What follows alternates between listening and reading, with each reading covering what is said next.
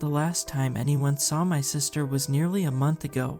This is completely out of character for her because out of the two of us, I am the mess up, and she is the responsible one. However, one day her idiot friends decided to drag her along to go camping on the other side of the state. Why they chose to go there as their destination, I haven't a clue. While the town offered an escape from the world, it didn't have much else going for it. If you want to know what the town was like, the first thing I saw when I arrived was a child dragging a tin can with a leash, as if it were a dog. The rest of the town was very much the same, somewhere in the void between weird, surreal, and worrying. When my sister didn't call after a few days, everyone grew worried, and did all we could think of to find her. We drove all the way over there to hang up flyers and knock on doors, but no one had seen her or her friends. The police were no help.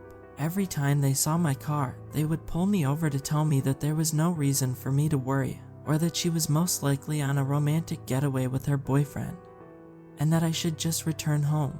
It took all the patience I had to play nice when they said this. If they knew her, they would know that disappearing like that was impossible. Something must have happened, and I was determined to get to the bottom of it. The last time I went out to that cursed and isolated town, I packed enough for an extended stay and checked into the hotel. I only stayed there once due to the poor condition of the room.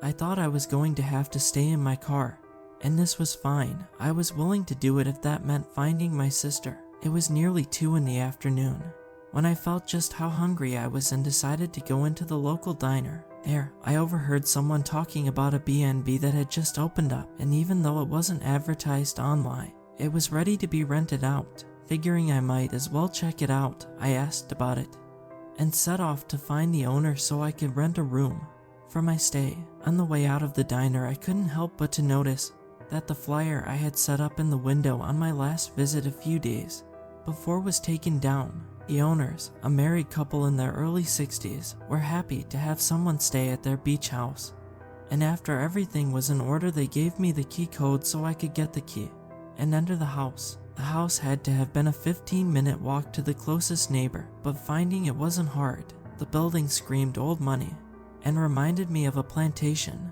The surrounding yard was large, manicured to perfection, and surrounded by a white fence. In the front yard there was a large tree with a tire swing. Inside wasn't as nice as the outside. The light bulbs looked ancient and gave off a sickly yellow glow to everything the light touched. As far as the electronics in the rest of the house went, there was no television, or for that matter, an outlet to charge my phone.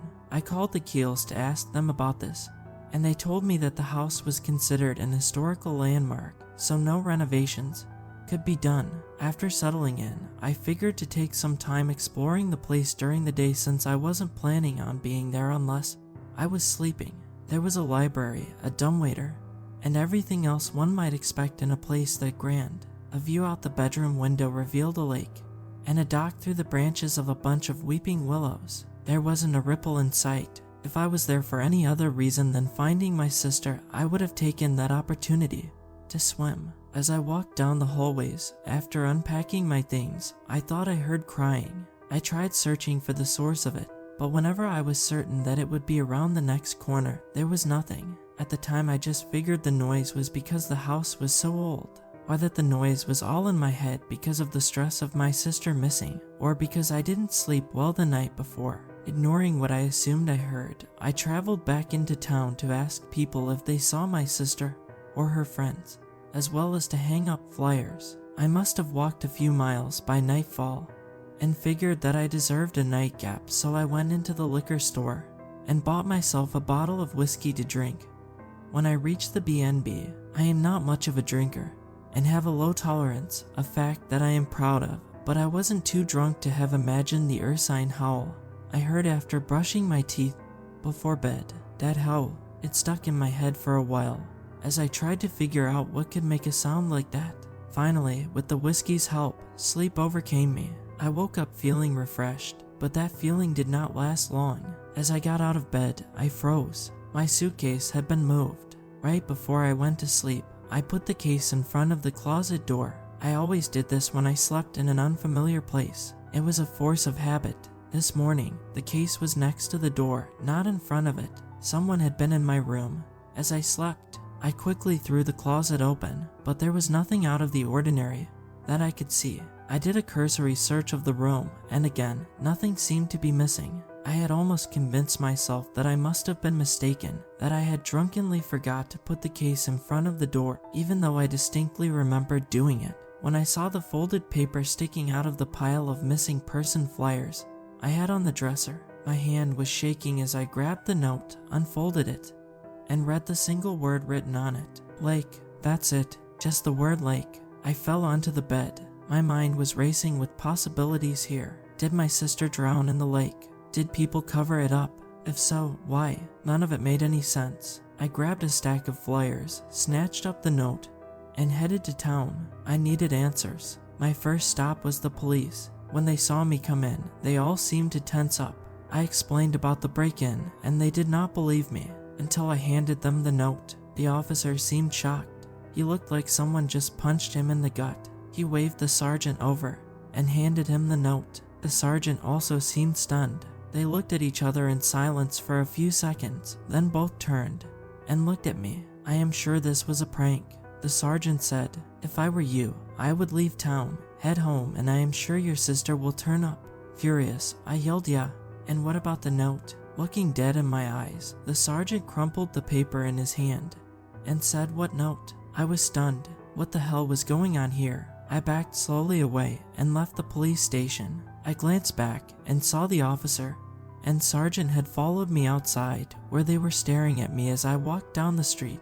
Right as I turned the corner, I saw the sergeant, while still staring at me, pull out his cell phone and make a call. His eyes never wavered from me, not even for a second. I was unnerved. I was starting to get a little scared. There was something going on here, and my sister seemed to have been caught up in it.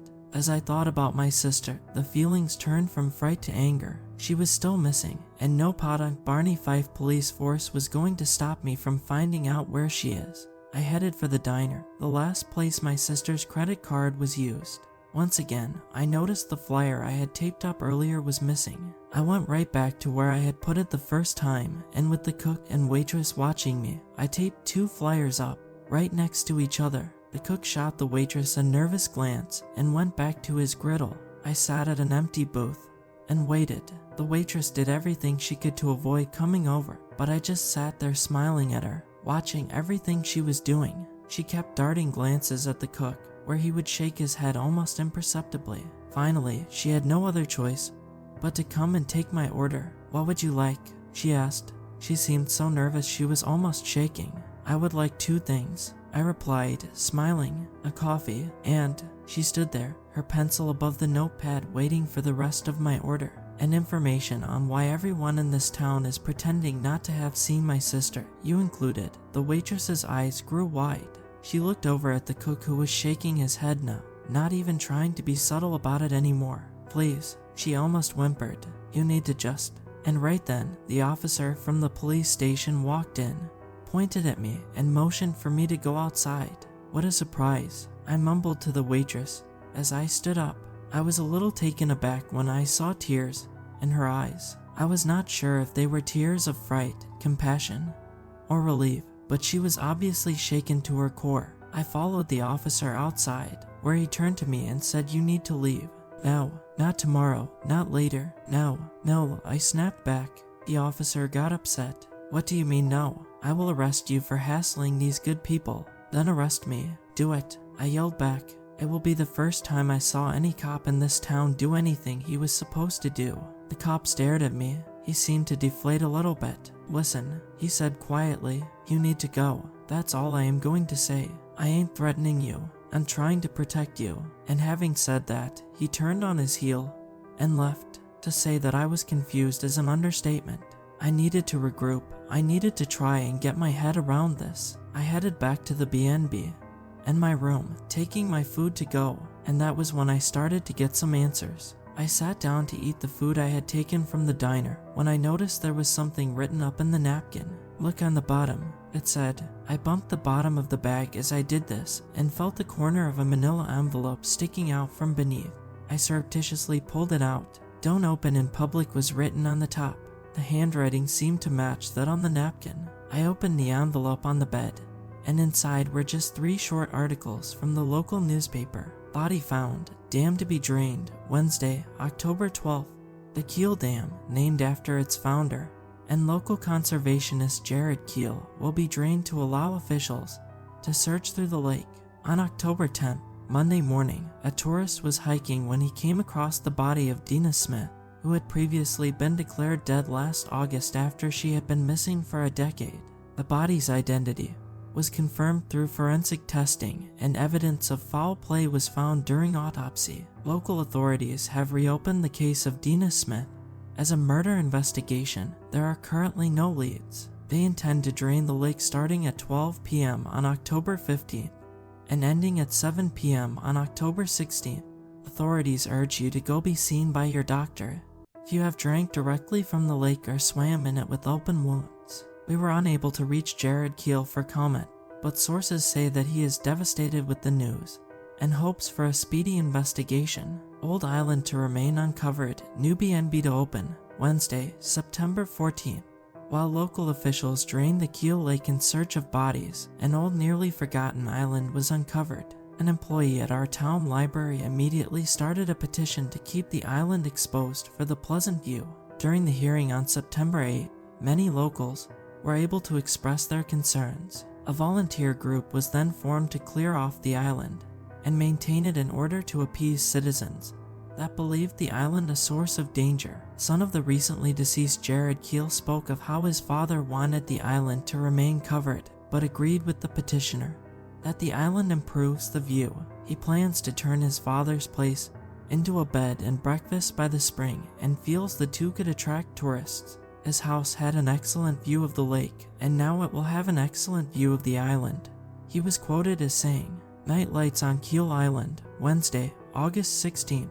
On August 12th, there were multiple reports called into local authorities of suspicious flames moving about on the island at night. An officer was dispatched to the area and reported to have found no suspicious activity. After a brief investigation, it is believed to simply be one of those phenomenons that occur from time to time.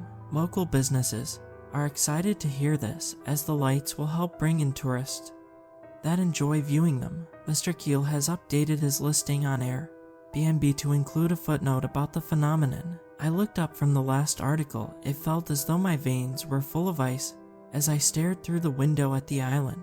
August 12th was the last I had heard from my sister. First the note, then the envelope of articles. The way the town has been acting, my answers laid on that island. I just knew it. Did these lights have something to do with her disappearance? I had one more night left. I would wait till after dark, then find a way to the island. I was a pretty decent swimmer, but the weather had turned a bit chilly recently. The article said something about a volunteer maintenance crew for the island. They must have a means of getting there. Perhaps a boat somewhere along the lake shore I could borrow for the night without anybody being the wiser. It was about this time that somebody began pounding on my door. I crept to the door and peeked out, but didn't recognize them. They weren't the owners, and since they didn't have on a police uniform, I could ignore them. "You've overstayed your welcome. Get your ass out here, or we'll help you find a reason to leave," the larger of the two yelled. "How about no?" I thought as I crept around and left out the back door. I had grabbed my belongings on the way out in case the rednecks decided to bust in, and now I kept my eyes peeled for a good place to stash them. Unfortunately, there was no time. I heard the locals right behind me and dropped my stuff in some bushes to distract them as I ran toward the lakeshore. Luck didn't seem on my side at first as I scanned the sands amid twilight, but then I saw the faint silhouette of a canoe. I immediately jumped in and paddled as I heard my pursuers shouting from the tall grass. Before long, their cries were muffled out by my paddle strokes, and I was alone on the lake. The moon hung above like a glistening pearl, its gleam causing the tiny island to glow. Were these the lights I'd read about? As I got closer, I realized it was a variety of gemstones that poked out near the rocks. There were so many. I was astounded that the townsfolk weren't using these to make the town rich. I knew as soon as I stepped foot on the island that something was off.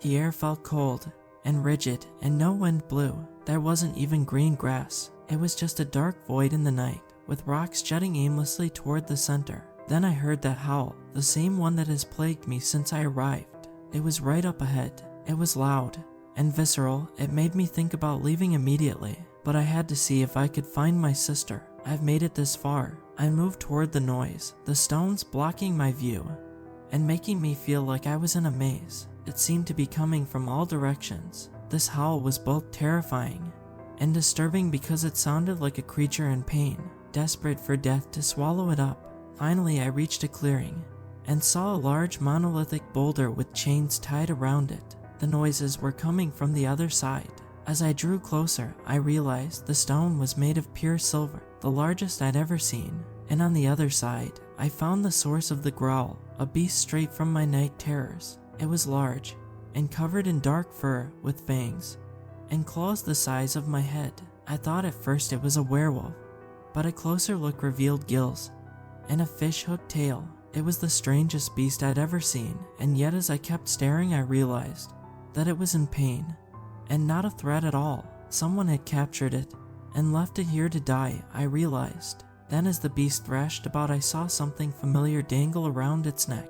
My sister's locket. There was no mistaking it. My mouth felt dry as I looked at the monster. Was this thing what was left of my sister? I tried to reach for her, but the creature only reacted in violence. She was angry, frustrated, and confused by what was happening. Then behind me I heard voices, and immediately I hid. To my surprise, I saw the B&B owners walking along arm in arm, cheerfully conversing as if there wasn't a 9-foot monster chained in front of them. The husband was carrying a large wooden stake. The offering is a good one this time.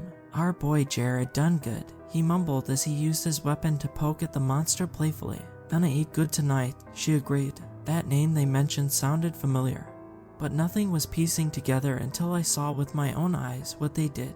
As the moon reached its apex in the sky, the husband staked the wolf creature straight in the heart, and I heard the mixture of my sister's screams with the howl of the monster. It took all my strength to not stop them. The wife took out 2 goblets from her purse, and they used them to pour blood from the wound into, and then both drank greedily. The older couple jerked and started to convulse, their bodies suddenly swollen and reverting to an earlier age. Before I knew what was happening, they looked even more youthful than I, and it was then I recognized their faces, the same ones I had seen in the article when referring to the Keels, but they were supposed to be long dead. This monster, this ritual, was keeping them alive.